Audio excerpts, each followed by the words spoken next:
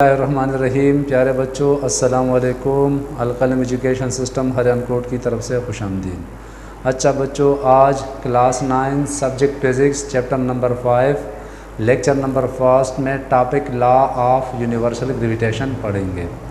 Law of universal gravitation कैसे कहते हैं, इसका क्या मतलब है।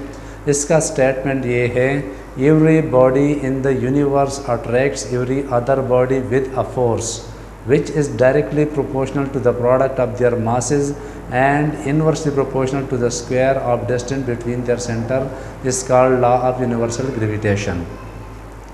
लॉ ऑफ यूनिवर्सल ग्रेविटेशन का मतलब ये है कि यूनिवर्स में हर एक बॉडी दूसरे बॉडी को एक क़ुव्वत के साथ, एक फोर्स के साथ अट्रैक्ट करता है। वो क़ुव्वत डायरेक्टली प्रोपोर्शनल है प्रोडक्ट ऑफ देयर मासेस, उन बॉडी के जो मासेस है उनके प्रोडक्ट के डायरेक्टली प्रोपोर्शनल है। डायरेक्टली प्रोपोर्शनल का मतलब ये है कि अगर एक क्वांटिटी इंक्रीज़ हो रहा हो तो दूसरा क्वांटिटी भी इंक्रीज़ होगा, अगर एक क्वांटिटी डिक्रीज़ हो रहा हो तो दूसरा क्वांटिटी भी डिक्रीज़ होगा। तो फोर्स क्या होगा, फोर्स हमारे पास डायरेक्टली प्रोपोर्शनल होगा प्रोडक्ट ऑफ देयर मासेस। अगर मासेस का प्रोडक्ट ज़्यादा हो तो फोर्स भी ज़्यादा होगा, अगर मासेस का प्रोडक्ट कम हो तो फोर्स भी कम होगा।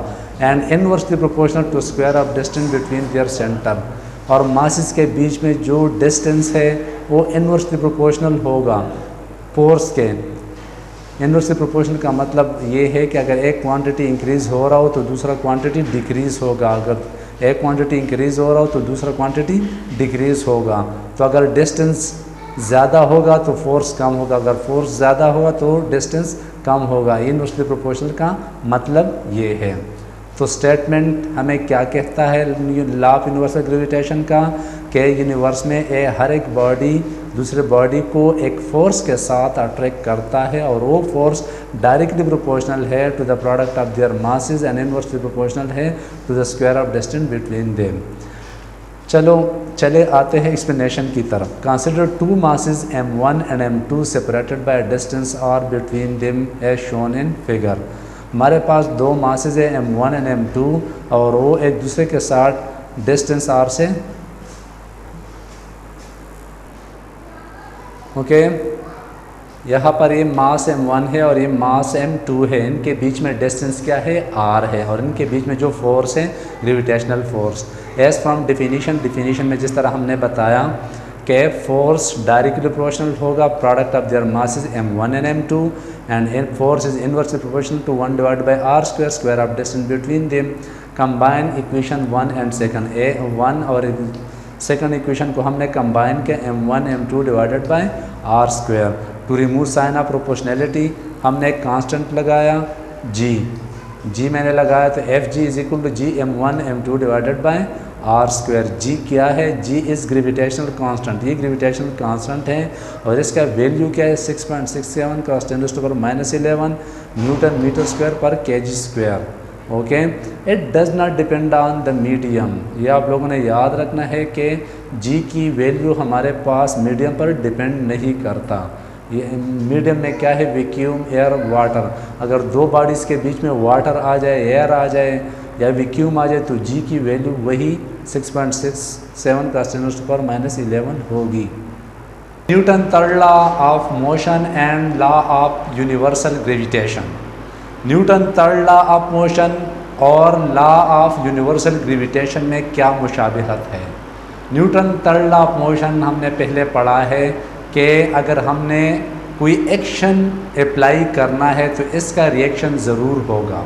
इसी तरह लॉ ऑफ यूनिवर्सल ग्रेविटेशन में भी ये होगा। तो आप लोग देख लें कि ये हमारे पास मास m1 है और ये हमारे पास मास m2 है। मास m1 पर फोर्स अप्लाई कर रहा है कौन, मास m2। तो मैं किस चीज़ से डिनोट करूँगा, F1 का मतलब है कि 1 पर फोर्स अप्लाई हो रहा है। किस वजह से, F2 की, मास m2 की वजह से। ठीक है, तो मैंने इसको क्या नाम दिया, F1 similarly at a time m1 भी फोर्स अप्लाई कर रहा है m2 पर, तो F21 का क्या मतलब है कि मास m2 पर कौन फोर्स अप्लाई कर रहे हैं, मास m1 ये अपनी तरफ अट्रैक्ट कर रहा है। ओके, तो ये देख ले थ्योरी की तरफ, consider two bodies of masses m1 and m2। हमारे पास दो मासेस है, एक है m1 और दूसरा है m2। m2 exerts a force F12 on m1। m2 एक फोर्स अप्लाई कर रहा है, जिस तरह हमने Newton law of universal gravitation में पढ़ा, m2 फोर्स अप्लाई कर रहा है किस पर, m1 पर अपनी तरफ अट्रैक्ट कर रहा है। Similarly m1 applies same force F21 in opposite direction on m2। इसी तरह m1 भी फोर्स अप्लाई कर रहा है m2 पर, बट इन अपोजिट डायरेक्शन। ये दोनों फोर्सेस सेम होंगे मगर अपोजिट डायरेक्शन में होंगे। ठीक है, तो क्या होगा, जिस तरह हम न्यूटन थर्ड लॉ में पढ़ते हैं कि F12 is equal to minus F21, action is equal to reaction but in opposite direction. Minus sign का क्या मतलब है, opposite direction.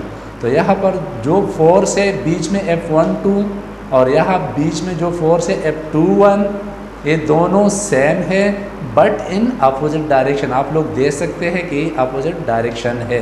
It means that both forces are in equal magnitude but in opposite direction.